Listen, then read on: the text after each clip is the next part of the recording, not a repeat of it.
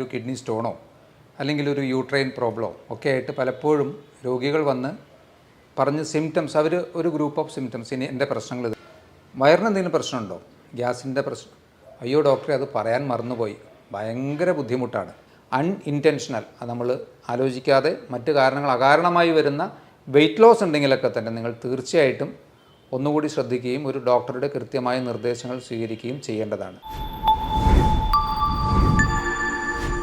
Hello friends, ഞാൻ doctor Abhiram. സാധാരണ ക്ലിനിക്കിൽ പലപ്പോഴും രോഗികൾ വന്ന് ഇപ്പോൾ ഒരു തലവേദന അല്ലെങ്കിൽ ഒരു ജോയിൻറ്റ് പെയിൻ അല്ലെങ്കിൽ ഇപ്പോൾ ഒരു കിഡ്നി സംബന്ധമായിട്ടുള്ള എന്തെങ്കിലും പ്രശ്നങ്ങൾ, മേ ബി ഒരു കിഡ്നി സ്റ്റോണോ അല്ലെങ്കിൽ ഒരു യൂട്രൈൻ പ്രോബ്ലമോ ഒക്കെ ആയിട്ട് പലപ്പോഴും രോഗികൾ വന്ന് പറഞ്ഞ് സിംറ്റംസ് അവർ ഒരു ഗ്രൂപ്പ് ഓഫ് സിംറ്റംസ് ഇനി എൻ്റെ പ്രശ്നങ്ങൾ ഇതൊക്കെയാണ് എന്ന് പറഞ്ഞതിന് ശേഷം നമ്മൾ വെറുതെ ഒരു ചോദ്യം ചോദിച്ചാൽ മതി, വയറിന് എന്തെങ്കിലും പ്രശ്നമുണ്ടോ, ഗ്യാസിൻ്റെ പ്രശ്നം, അയ്യോ ഡോക്ടറെ അത് പറയാൻ മറന്നുപോയി, ഭയങ്കര ബുദ്ധിമുട്ടാണ്.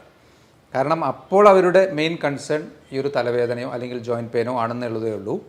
പക്ഷേ കാലങ്ങളായി ഇവരുടെ കൂടെയുള്ള വേറൊരു പ്രശ്നമാണ് ഈ ഒരു വയറിൻ്റെ പ്രശ്നം എന്നുള്ളത്. ഇതിൽ നിന്ന് എന്ത് മനസ്സിലാക്കാം? ഒട്ടുമിക്ക അസുഖങ്ങളുടെയും ഒരു മൂല കാരണം നമ്മുടെ ഒരു ഗട്ട് ഹെൽത്ത് അല്ലെങ്കിൽ വയറിൻ്റെ അവസ്ഥയിൽ വരുന്ന അല്ലെങ്കിൽ അപചയങ്ങൾ, ദഹന വ്യവസ്ഥയിൽ വരുന്ന പ്രശ്നങ്ങളായിരിക്കാം.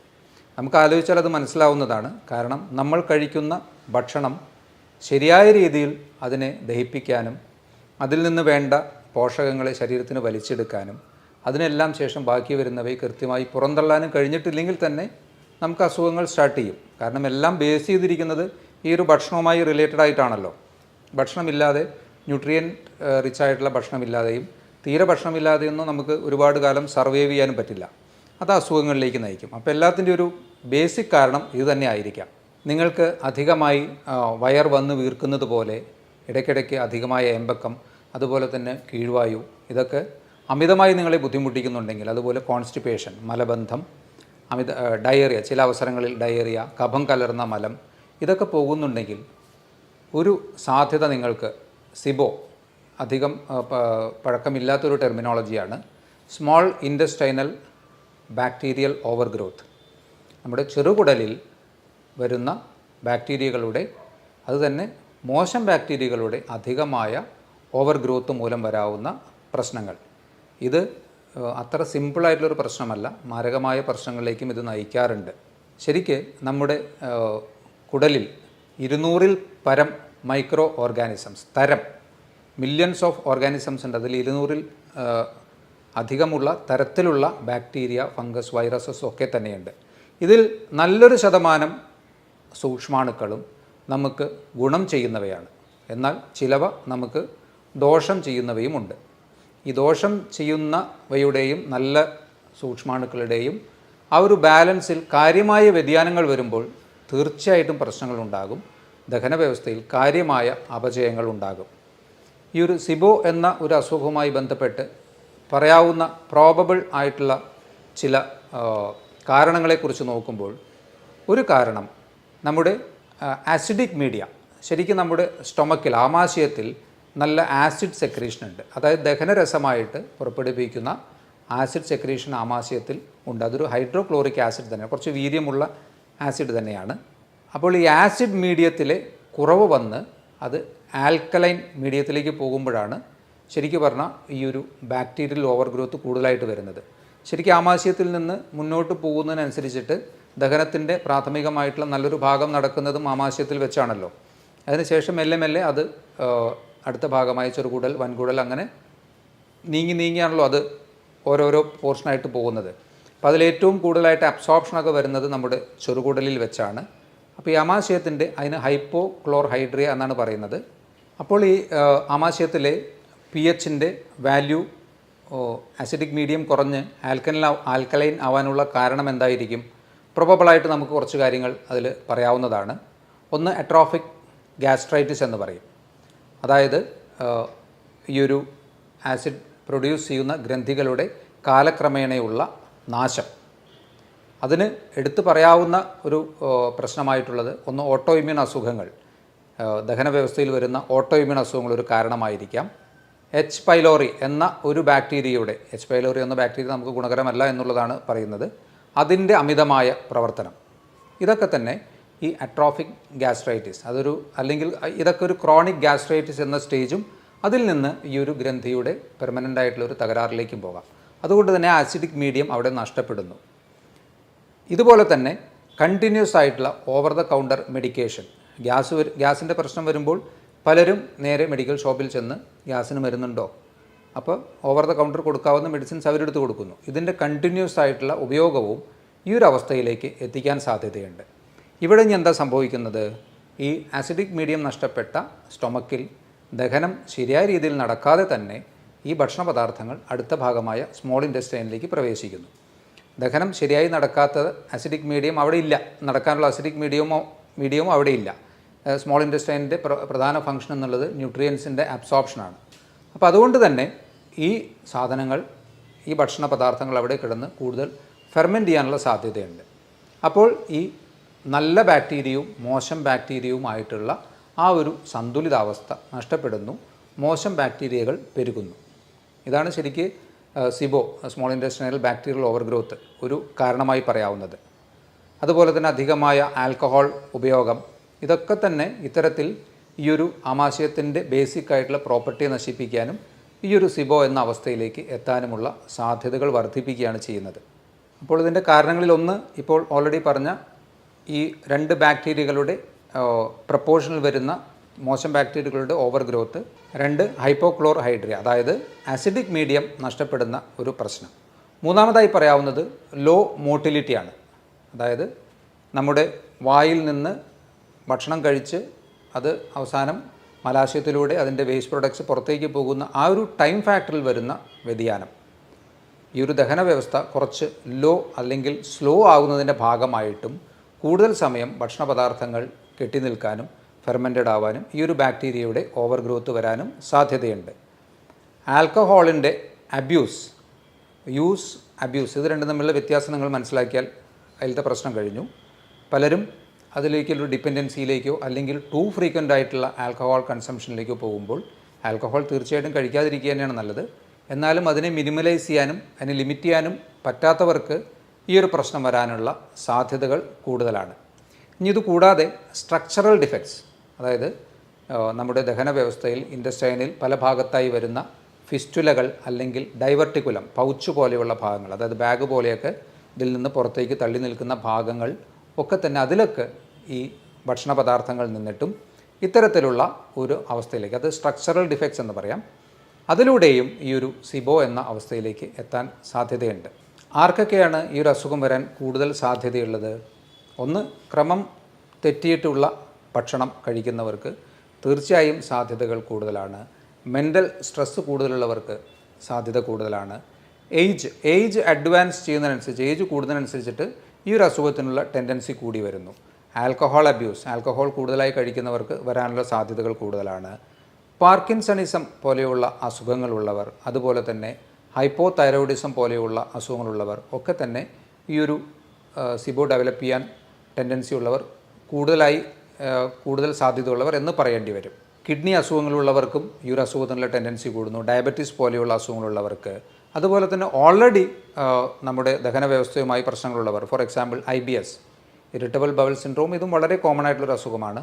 ഇത്തരത്തിലുള്ള അസുഖങ്ങളുള്ളവർക്കും അതുപോലെ മറ്റ് ഓട്ടോഇമ്യൂൺ അസുഖങ്ങൾ ടെൻഡൻസിയൊക്കെ ഓൾറെഡി ശരീരത്തിലുള്ളവർക്കൊക്കെ ഈ ഒരു അവസ്ഥയിലേക്ക് പോകാനുള്ള സാധ്യതകൾ കൂടുതലാണ്. ഈ ഒരു അവസ്ഥയിലൂടെ നമുക്ക് വരാവുന്ന പ്രശ്നങ്ങൾ എന്തൊക്കെയാണ്? ശരിക്കും ഏറ്റവും ഗുരുതരമായി സംഭവിക്കാവുന്ന പ്രശ്നങ്ങൾ അബ്സോർപ്ഷൻ ഡിഫക്ട്സ് ആണ്. നമ്മുടെ കഴിക്കുന്ന ഭക്ഷണത്തിൽ നിന്ന് അതിൻ്റെ ന്യൂട്രിയൻസിനെ, മാക്രോ ആൻഡ് മൈക്രോ ന്യൂട്രിയൻസിനെയൊക്കെ വലിച്ചെടുക്കുന്ന പ്രധാന ഭാഗമായ സ്മോൾ ഇൻറ്റസ്റ്റൈനിലെ പ്രവർത്തന തകരാറുകൾ തീർച്ചയായിട്ടും ഡെഫിഷ്യൻസീസിലേക്കാണ് നമ്മളെ നയിക്കുന്നത്. അതിൽ തന്നെ ഇപ്പോൾ നിങ്ങൾ അകാരണമായി നിങ്ങൾക്ക് കൈകാലുകൾ തരിപ്പ്, നിങ്ങൾ നല്ല ഗ്യാസിൻ്റെ പ്രശ്നമുള്ള ഒരാളാണ്, കുറേ വർഷങ്ങളായിട്ട് ഈ ഒരു പ്രശ്നമുള്ള ആളാണ്, കാലക്രമേണ നിങ്ങൾക്ക് മറ്റ് പ്രശ്നങ്ങളൊന്നും നോക്കുമ്പോൾ, ഫോർ എക്സാമ്പിൾ ഒരു ഡയബറ്റീസ് ഇല്ല, അല്ലെങ്കിൽ മറ്റ് പ്രത്യക്ഷത്തിൽ വേറെ നിങ്ങൾക്ക് പ്രശ്നമൊന്നുമില്ല, പക്ഷേ നിങ്ങൾക്ക് കൈകാലുകൾ തരിപ്പ്, കടച്ചിൽ, അല്ലെങ്കിൽ സൂചി കൊണ്ട് കുത്തുന്ന പോലെയുള്ള ചില ടൈപ്പ് ഓഫ് സെൻസേഷൻസ് ഇതൊക്കെയുണ്ട്. ടെസ്റ്റ് ചെയ്യുമ്പോൾ ചിലപ്പോൾ നിങ്ങൾ B12 ഡെഫിഷ്യൻ്റ് ആയിരിക്കാം. കാരണം ഈ അസുഖം മൂലം ഓൾറെഡി നിങ്ങൾക്ക് എക്സിസ്റ്റിംഗ്, നിങ്ങൾ തിരിച്ചറിയാതെ പോയ ഈ അസുഖം കാരണം നിങ്ങൾ B12 ഡെഫിഷ്യൻ്റ് ആവുന്നു. അതിൻ്റെ പരിണിത ഫലമായിട്ടുള്ള ലക്ഷണങ്ങളാണ് നേരത്തെ സൂചിപ്പിച്ചത്. അതുപോലെ തന്നെ ഫാറ്റ് മെറ്റബോളിസത്തിൽ, പ്രോട്ടീൻ അബ്സോർപ്ഷനിലൊക്കെ ഡിഫക്ട്സ് വരാം. അയൺ അബ്സോർബ് ചെയ്യുന്നതിൽ ഡിഫക്ട്സ് വരാം. ഡെഫിഷ്യൻസീസ് ഈ ഒരു അസുഖത്തിൻ്റെ ഒരു വലിയ പ്രശ്നമാണ്. അതുമൂലം തന്നെ എന്തുണ്ടാകാം? വെയിറ്റ് റിഡക്ഷൻ ഉണ്ടാകാം. ന്യൂട്രിയൻസിനെ ശരിയായ രീതിയിൽ ശരീരത്തിന് അബ്സോർബ് ചെയ്യാൻ പറ്റുന്നില്ലെങ്കിൽ സ്വാഭാവികമായിട്ടും വെയിറ്റ് റിഡക്ഷൻ ഒരു ചാൻസ് ആണല്ലോ. അപ്പോൾ വെയിറ്റ് റിഡക്ഷനുള്ള സാധ്യതകൾ കൂടുന്നു. കാലക്രമേണ ഇത് മറ്റ് അസുഖങ്ങളിലേക്ക്, ഓരോ ഡെഫിഷ്യൻസി ഓരോ തലങ്ങളിൽ അതിൻ്റെ സിംറ്റംസ് കാണിച്ചുകൊണ്ടിരിക്കുമല്ലോ. അപ്പം അത്തരത്തിൽ ഗുരുതരമായ അവസ്ഥകളിലേക്ക് ഈ ഒരു സിബോ വളരെ സിമ്പിളായിട്ട് നമുക്ക് ഗ്യാസിൻ്റെ പ്രശ്നം എന്ന് പറഞ്ഞ് ഒഴിവാക്കാൻ പറ്റാവുന്നതല്ല പലപ്പോഴും വയറുമായി ബന്ധപ്പെട്ട പ്രശ്നങ്ങൾ. അതുകൊണ്ട് നമ്മുടെ ശരീരത്തിൻ്റെ പ്രാഥമിക ഫങ്ഷൻസ് നിർവഹിക്കുന്ന, അല്ലെങ്കിൽ കഴിക്കുന്ന ഭക്ഷണത്തിൽ നിന്ന് നമുക്ക് വേണ്ട കാര്യങ്ങൾ ചെയ്തു തരുന്ന കുടലിൻ്റെ പ്രവർത്തനം കൃത്യമാണോ എന്ന് വിലയിരുത്തേണ്ടത് ആവശ്യമാണ്. അതാണ് ഈ പറഞ്ഞ കാര്യങ്ങളെല്ലാം കാണിക്കുന്നത്. അപ്പോൾ നിങ്ങൾക്ക് ഇത്തരത്തിലുള്ള അമിതമായ വയറ് വീർത്ത് കെട്ടുന്ന അവസ്ഥ, പുളിച്ചു തേട്ടൽ, ഏമ്പക്കം, കീഴ്വായു, ഇടയ്ക്കിടയ്ക്കുള്ള വയറുവേദന, ഈ പ്രശ്നങ്ങളൊക്കെ ഉണ്ടെങ്കിൽ കുറച്ചുകൂടി ഒന്ന് കരുതിയിരിക്കുന്നത് നല്ലതായിരിക്കാം. ഈ ഒരു കണ്ടീഷനെ നമുക്ക് എങ്ങനെ മാനേജ് ചെയ്യാൻ പറ്റും? ഭക്ഷണത്തിൽ തന്നെയായിരിക്കുമല്ലോ ആദ്യം ശ്രദ്ധിക്കേണ്ടത്. കാരണം പ്രൈമറിലി ആ ഭക്ഷണത്തിൽ വന്ന പ്രശ്നങ്ങളും അതിലൂടെ ദഹന വ്യവസ്ഥയിൽ വന്ന അപജയങ്ങളുമാണ് ഈ ഒരു അവസ്ഥയിലേക്ക് നയിച്ചത്. അപ്പോൾ അതുകൊണ്ട് ഭക്ഷണത്തിൽ ആദ്യം ജങ്ക് ഫുഡ് കംപ്ലീറ്റ് ആയിട്ട് ഒഴിവാക്കുക, പഞ്ചസാര ഉൾപ്പെട്ടത് കംപ്ലീറ്റ് ആയിട്ട് ഒഴിവാക്കുക. കുറച്ച് ഫൈബർ അധികമായി കഴിക്കേണ്ട ആവശ്യമില്ല, എന്നാൽ തീർത്തും അവോയ്ഡ് ചെയ്യേണ്ട ആവശ്യമില്ല. ഫൈബറിൻ്റെ അളവ് ഒന്ന് മോഡറേറ്റ് അളവിലേക്ക് ആക്കുക. ഈ ഒരു പ്രശ്നമാണെന്ന് വിചാരിച്ച് ഫൈബർ മാത്രം കഴിച്ചുകൊണ്ടിരിക്കേണ്ട, അതിൻ്റെ ആവശ്യമില്ല. ഫൈബറിൻ്റെ അളവ് ഒന്ന് മിനിമൈസ് ചെയ്യുന്നതും നല്ലതായിരിക്കാം. ആൽക്കഹോൾ യൂസ് ഉണ്ടെങ്കിൽ കംപ്ലീറ്റ് സ്റ്റോപ്പ് ചെയ്യുക. സ്മോക്കിംഗ് ഉണ്ടെങ്കിൽ അത് കംപ്ലീറ്റ് സ്റ്റോപ്പ് ചെയ്യുക. അതുപോലെ തന്നെ ഇപ്പോൾ ഒഴിവാക്കേണ്ട കാര്യങ്ങൾ നമുക്ക് മനസ്സിലായി. ഇനി നിങ്ങൾക്ക് വയറിൻ്റെ ദഹന വ്യവസ്ഥയെ എപ്പോഴും സഹായിക്കുന്ന ഘടകങ്ങളാണ് പ്രോബയോട്ടിക്സ്.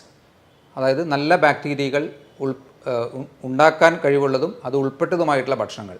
അതിൽ പ്രോബയോട്ടിക് ആയിട്ടുള്ള ഇപ്പോൾ കേട് പോലെയുള്ള അതൊക്കെ നമുക്ക് അവൈലബിൾ ആണ്. അല്ലെങ്കിൽ നിങ്ങൾക്ക് വീട്ടിൽ തന്നെ നല്ല ബാക്ടീരിയകളെ ഉണ്ടാക്കാൻ കഴിയുന്ന ചില സാധനങ്ങൾ നമുക്ക് വാങ്ങിക്കാൻ കിട്ടും. അതിനെ നിങ്ങൾക്ക് അതിലെ ഇൻസ്ട്രക്ഷൻസ് അനുസരിച്ച് പ്രിപ്പയർ ചെയ്ത് അതിൽ മില്യൺസ് ഓഫ് ബാക്ടീരിയ പെർ ഇത്ര ml എന്ന ഒരു കണക്കിൽ നമുക്ക് ഉണ്ടാക്കാൻ പറ്റും. അത് കഴിക്കുന്നത് തീർച്ചയായിട്ടും ഇത്തരത്തിലുള്ള പ്രത്യേകിച്ച് ഓട്ടോഇമ്യൂൺ ടെൻഡൻസികളോ അല്ലെങ്കിൽ ഇതുപോലുള്ള സിബോ പോലെയുള്ള അസുഖങ്ങളൊക്കെ ഉള്ളവർക്ക് നല്ല രീതിയിൽ ഗുണം ചെയ്യുമെന്നുള്ളതാണ്. അപ്പോൾ അതൊന്ന് നോക്കി നിങ്ങൾക്ക് ആ രീതിയിൽ ചെയ്യാവുന്നതാണ്. തൈര് പോലെയുള്ള ഭക്ഷണങ്ങളൊക്കെ നമുക്ക് ഭക്ഷണത്തിൽ ഒരു മോഡറേറ്റ് ലെവലിൽ ഉൾപ്പെടുത്താം. അതുപോലെ സിട്രസ് ഫ്രൂട്ട്സ് ഫെർമെൻറ്റ് ചെയ്യാനും അതുപോലെ നല്ല ബാക്ടീരിയകളെ നല്ല രീതിയിൽ ബാക്ടീരിയകളെ ഉണ്ടാക്കാൻ കഴിയുന്ന ഒരു മോഡറേറ്റ് അളവിലുള്ള സിട്രസ് ഭക്ഷണങ്ങൾ തീർച്ചയായിട്ടും കഴിക്കാവുന്നതാണ്. ഇനി നിങ്ങൾക്ക് ഒട്ടുമിക്ക ആൾക്കാരും പറയും പയറുവർഗ്ഗങ്ങൾ കഴിച്ചാലാണ് പ്രശ്നം, പരിപ്പ് വർഗ്ഗങ്ങൾ കഴിച്ചാലാണ് പ്രശ്നം. പലപ്പോഴും അത് തന്നെയാണോ പ്രശ്നം എന്ന് ഒന്ന് കൺഫേം ചെയ്യുന്നത് നല്ലതായിരിക്കാം. അതിന് നമുക്ക് എലിമിനേഷൻ മെത്തേഡ് ഉപയോഗിക്കാം. ഇപ്പോൾ നിങ്ങൾക്ക് പ്രശ്നം എന്ന് തോന്നുന്ന ഭക്ഷണങ്ങളിൽ നിന്ന് നിങ്ങൾ ഒരു മാസം കംപ്ലീറ്റ് ആയിട്ട് അതിനെല്ലാം സ്റ്റോപ്പ് ചെയ്ത് വയ്ക്കുക. അപ്പോൾ നിങ്ങളുടെ അവസ്ഥ എന്താണെന്ന് നോക്കുക. ആ സമയത്ത് നിങ്ങൾക്ക് നല്ല ആശ്വാസം കിട്ടുന്നുണ്ടെങ്കിൽ തീർച്ചയായും ആ ഒരു ഗ്രൂപ്പ് ഓഫ് ഭക്ഷണങ്ങളിൽ ചിലത് നിങ്ങൾക്ക് പ്രശ്നമായിരുന്നു എന്ന് ഉറപ്പായി അല്ലേ. ഇനി എല്ലാം പ്രശ്നമാണോ എന്ന് പറയുന്നത് എങ്ങനെ നമുക്ക് റീടെസ്റ്റ് ചെയ്യാം? ഓരോന്നായിട്ട് 1-2 ദിവസം വെച്ച്, ഇപ്പോൾ പരിപ്പാണ് നിങ്ങൾക്ക് പ്രശ്നമെങ്കിൽ പരിപ്പ് ഒരു മാസം ഒഴിവാക്കി, ഒരു മാസം കഴിഞ്ഞ് പരിപ്പ് ഉൾപ്പെട്ട ഒരു ദാൽ കറി പോലെയുള്ളത് 2 ദിവസം കഴിച്ചു നോക്കുക. നിങ്ങൾക്ക് സിവിയർ ആയിട്ടുള്ള സിംറ്റംസ് വീണ്ടും റീസ്റ്റാർട്ട് ചെയ്യുകയാണെങ്കിൽ നിങ്ങൾക്ക് ഏകദേശം ഉറപ്പിക്കാം ആ പരിപ്പ് ഒരു പ്രശ്നമായിരുന്നു എന്നുള്ളത്. അപ്പോൾ അത് ഒഴിവാക്കാം. എല്ലാം ഒഴിവാക്കണ്ട. അപ്പോൾ എല്ലാം ഒഴിവാക്കുമ്പോൾ വരുന്നൊരു പ്രധാന പ്രശ്നം നമുക്ക് ഡെഫിഷ്യൻസീസ് അതുകൊണ്ട് തന്നെ വരുമല്ലോ. ഇപ്പോൾ ഒരു വെജിറ്റേറിയൻ ഡയറ്റ് ചെയ്യുന്ന ഒരാളാണെങ്കിൽ അയാൾക്ക് പരിപ്പ് പയറുവർഗ്ഗങ്ങളൊക്കെയാണ് അയാളുടെ മെയിനായിട്ടുള്ള പ്രോട്ടീൻ്റെ ഒരു സോഴ്സ്. അപ്പോൾ അത് കംപ്ലീറ്റ് ആയിട്ട് ഒഴിവാക്കി കഴിഞ്ഞാൽ അയാളുടെ മസിൽസ് വീക്കാവും, അയാൾക്ക് ജനറലായിട്ടൊരു ഫെറ്റീഗ് ഉണ്ടാവും. അപ്പോൾ അത്തരത്തിലൊരു മെത്തേഡിലേക്ക് പോകണ്ട. നിങ്ങൾക്ക് പറ്റാത്തത് ഏതാണെന്ന് നിങ്ങൾക്ക് ഈ ഒരു എലിമിനേഷൻ മെത്തേഡിലൂടെ കണ്ടുപിടിക്കാൻ പറ്റും. ഇതിനെല്ലാം ഉപരി ശരിക്കും പറഞ്ഞാൽ ഫാസ്റ്റിംഗ് നല്ലൊരു ഓപ്ഷനാണ്. ഇൻ്റർമീഡിയറ്റ് ഫാസ്റ്റിംഗ് നല്ലൊരു ഓപ്ഷനാണ്. പ്രത്യേകിച്ച് ക്രോണിക് ആയിട്ടുള്ള അസുഖങ്ങൾക്കും ഓട്ടോഇമ്യൂൺ അസുഖങ്ങൾക്കും ഇതുപോലെ വയർ സംബന്ധമായിട്ടുള്ള പ്രശ്നങ്ങൾക്കൊക്കെ തന്നെ ഫാസ്റ്റിംഗ് നല്ല രീതിയിൽ വ്യത്യാസം തരുന്നു. അതിൽ നിന്ന് നമുക്ക് വീണ്ടും മനസ്സിലാക്കാം നമ്മുടെ ദഹന വ്യവസ്ഥയാണ് പ്രാഥമികമായി എല്ലാത്തിൻ്റെയും അടിസ്ഥാന അസുഖങ്ങളുടെ കാരണം. കാരണം ഫാസ്റ്റിങ്ങിലൂടെ നിങ്ങൾക്ക് വയറിന് ആശ്വാസം കിട്ടുന്നു, അതിനോടൊപ്പം തന്നെ മറ്റ് അസുഖങ്ങൾക്കും വ്യത്യാസം കിട്ടുന്നു. ഇൻ്റർമീഡിയറ്റ് ഫാസ്റ്റിംഗ് ഇത്തരത്തിലുള്ള അസുഖങ്ങൾക്കൊന്ന് പരീക്ഷിച്ച് നോക്കാവുന്നതാണ്. ഇത്രയും കാര്യങ്ങൾ ഒന്ന് ഈ ഒരു സിബവുമായി അറിഞ്ഞിരിക്കുക. ഡെഫിഷ്യൻസീസ് വരുന്നുണ്ടെങ്കിൽ അതുപോലെ അൺഇൻറ്റൻഷണൽ, അത് നമ്മൾ ആലോചിക്കാതെ മറ്റ് കാരണങ്ങൾ അകാരണമായി വരുന്ന വെയ്റ്റ് ലോസ് ഉണ്ടെങ്കിലൊക്കെ തന്നെ നിങ്ങൾ തീർച്ചയായിട്ടും ഒന്നുകൂടി ശ്രദ്ധിക്കുകയും ഒരു ഡോക്ടറുടെ കൃത്യമായ നിർദ്ദേശങ്ങൾ സ്വീകരിക്കുകയും ചെയ്യേണ്ടതാണ്. ഇതുപോലുള്ള മറ്റൊരു ടോപ്പിക്കുമായി വീണ്ടും കാണാം. ബൈ.